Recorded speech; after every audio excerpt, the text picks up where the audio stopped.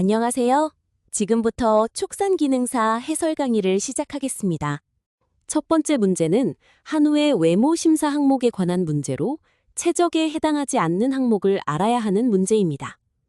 한우의 외모 심사 항목 중 최적에 해당하지 않는 것은 무엇일까요?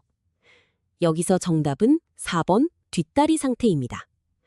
한우의 외모 심사에서 최적이란 소의 몸 크기와 부피를 평가하는 항목으로 체고, 십자부고, 체장 등이 여기에 포함됩니다. 체고는 어깨 높이, 십자부고는 엉덩이 부분의 높이, 체장은 몸의 길이를 의미하며 이러한 측정치들은 소의 전체적인 골격 크기를 판단하는 기준이 됩니다.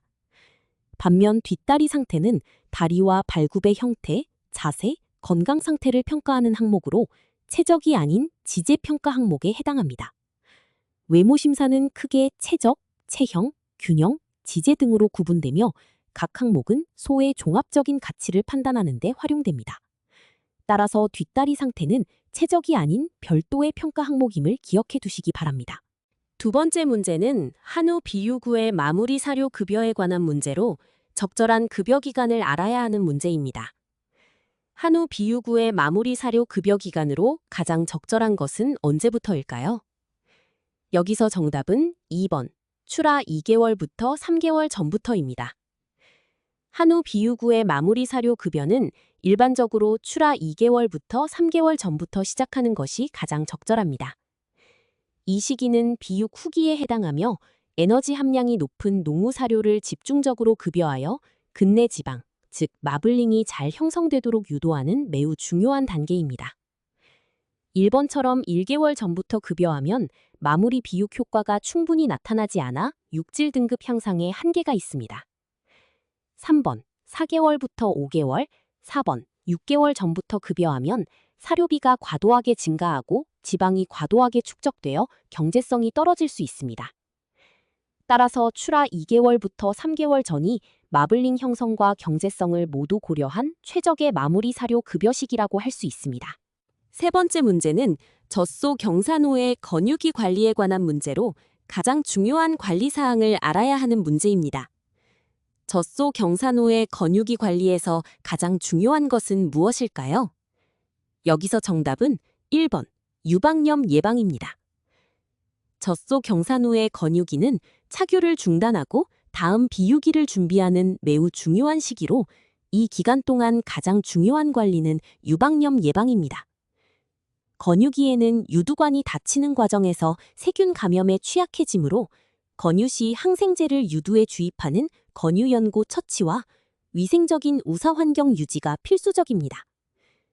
2번, 사료 급여량 증가는 오히려 비만을 유발하여 분만 후 대사질환을 일으킬 수 있어 적절하지 않습니다. 3번, 운동량 증가는 부수적인 관리 사항이며 4번, 착유 횟수 감소는 건유기에는 착유를 완전히 중단하므로 해당되지 않습니다. 건유기의 유방염 예방은 다음 비유기 산유량과 유질에 직접적인 영향을 미치므로 가장 중요한 관리 포인트라고 할 수 있습니다. 안녕하세요. 지금부터 촉산기능사 해설 강의를 시작하겠습니다. 첫 번째 문제는 젖소의 건유기 관리에 관한 문제로 옳지 않은 관리 방법을 알아야 하는 문제입니다. 젖소의 건유기 관리에 대한 설명으로 옳지 않은 것은 무엇일까요? 여기서 정답은 4번. 건유기에는 단백질 함량을 높여 사료를 급여한다 입니다. 건유기에는 단백질 함량을 무리하게 높이지 않고 적정 수준으로 유지하는 것이 원칙입니다. 오히려 분만 전 2주에서 3주 정도부터는 에너지 함량을 점진적으로 높인 사료를 급여하여 분만 후 비유 능력을 준비시키는 것이 표준적인 관리법입니다. 1번. 분만 예정일 60일 전 건유 시작은 유선 조직의 휴식과 회복을 위해 일반적으로 권장되는 시기입니다. 2번. 건유 초기 사료 급여량을 줄이는 것은 우유 생산을 빠르게 중단시키고 유선이 회복되도록 돕습니다. 3번. 건유기 항생제 주입은 건유기 유방염 예방을 위해 널리 사용되는 표준 관리법입니다. 건유기는 다음 산차의 비유와 송아지 건강을 결정짓는 중요한 시기이므로 영양관리가 매우 중요합니다. 두 번째 문제는 가축의 과배란 처리에 관한 문제로 과배란의 목적을 알아야 하는 문제입니다. 가축의 번식 관리에서 과배란, 슈퍼 오뷸레이션의 목적으로 가장 적절한 것은 무엇일까요? 여기서 정답은 2번, 수정란 이식을 위한 다수의 난자를 얻기 위해입니다. 과배란은 FSH, 즉 난포자극 호르몬이나 PMSG, 즉 인마혈청성선 자극 호르몬을 투여하여 정상보다 훨씬 많은 수의 난포가 동시에 성숙하고 배란되도록 유도하는 번식 기술입니다. 주된 목적은 우수한 유전 형질을 가진 공여우로부터 한 번에 다수의 수정란을 얻어 여러 마리의 대리모에게 이식하기 위함입니다. 이를 통해 우수 유전자의 빠른 확산이 가능해집니다. 1번 발정동기화는 별도의 호르몬 처리 기술입니다. 3번 분만 간격 단축은 과배란의 직접 목적이 아닙니다. 4번 자연교배 성공률 향상도 과배란과는 무관합니다.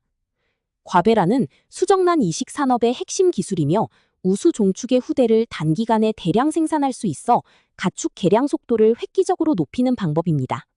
세 번째 문제는 가축의 인공수정에 관한 문제로 옳지 않은 설명을 알아야 하는 문제입니다. 가축의 인공수정에 관한 설명으로 옳지 않은 것은 무엇일까요? 여기서 정답은 3번. 말의 인공수정은 발정 종료 후 12부터 24시간 내에 실시한다 입니다. 말의 인공수정은 발정 종료 후가 아닌 발정기 중에 실시해야 합니다. 일반적으로 발정 시작 후 24시간부터 48시간 내에 인공수정을 실시하며 정자가 난자보다 먼저 자궁과 난관에 도달해 있어야 수정이 가능하기 때문에 배란 전 시기에 수정시키는 것이 원칙입니다. 1번.